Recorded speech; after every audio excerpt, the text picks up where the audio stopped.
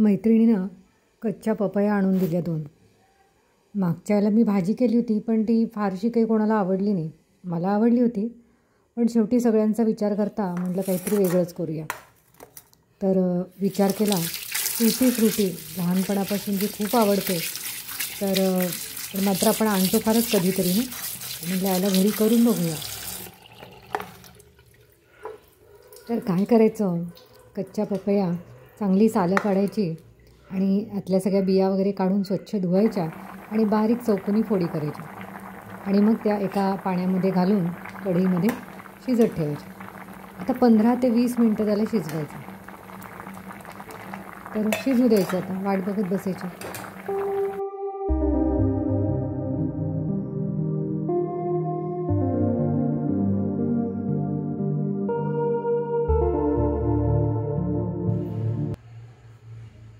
आता इकडं पाकासारखं करायला ठेवले एका साईडला, म्हणजे जी डावीकडची कढई दिसते ना तुम्हाला याच्यात, तर साधारणपणे 1 किलोभर माझी पपईचे तुकडे असतील.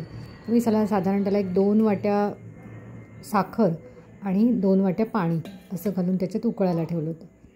आता हे शिजून झालं आहे, त्यातलं पाणी निथळून काढलं आणि ते त्याच्यात कढईमध्ये ट्रान्सफर केलं.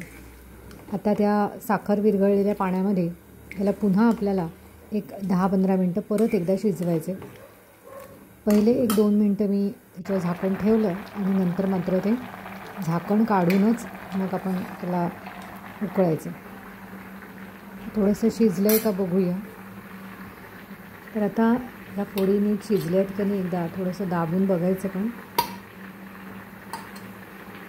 शिजल्या पण आहेत, ट्रान्सपरंट पण व्हायला लागलेलं आहे.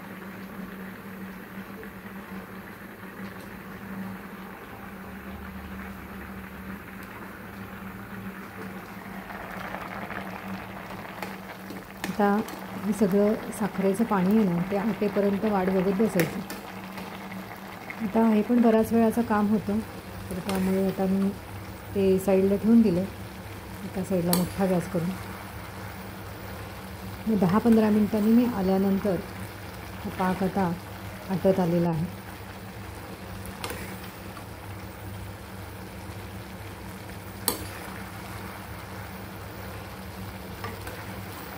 आता हे मी 2-3 वेगवेगळ्या बाऊलमध्ये काढून घेणार आहे आणि मग त्याच्यात रंग टाकणार आहे. आता यात मी थोडासा इसेन्स घातला, माझ्याकडे बटरस्कॉच होता म्हणून तो घातला, कुठलाही घालू शकता तुम्ही. आणि 2-3 वेगवेगळे खाण्याचे रंग त्याच्यात, असा लाल, हिरवा, पिवळा असे वेगवेगळे घालून चांगलं मिक्स केलं. आणि ह्याच्यामध्ये थोडासा पाक राहू द्यायचा आहे, म्हणजे अगदी असं कोरडं खट्ट करून त्याच्यात घालायचं नाही आहे, म्हणजे मग त्यांना ओलावा पण येतो थोडासा.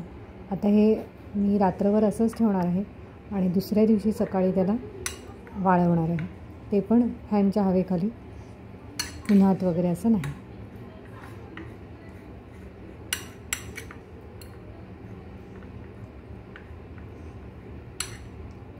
तर बघा आता असे हे सुंदर कलर दिसतात आहे तिन्ही. खूप छान वाटतं हे करायला आणि प्रत्यक्ष तुम्ही जेव्हा कराल ना तेव्हा तर फार मजा येते. असं रंगपंचमी खेळल्याचा एक फील यायला लागला मस्तपैकी. आणि आता हे बघा किती छान दिसतात ते सगळे 3 रंग. आणि आता दुसऱ्या दिवशी तर बघा किती सुंदर दिसतात ते. तुम्हाला हा माझा वेगळंच काहीतरी बनवण्याचा प्रयत्न आवडला असेल तर नक्की मला सांगा. माझ्या चॅनलला लाईक करा, सबस्क्राईब करा आणि असेच काहीतरी जरा हटके व्हिडिओ घेऊन येईन तुमच्या भेटीला लवकरच.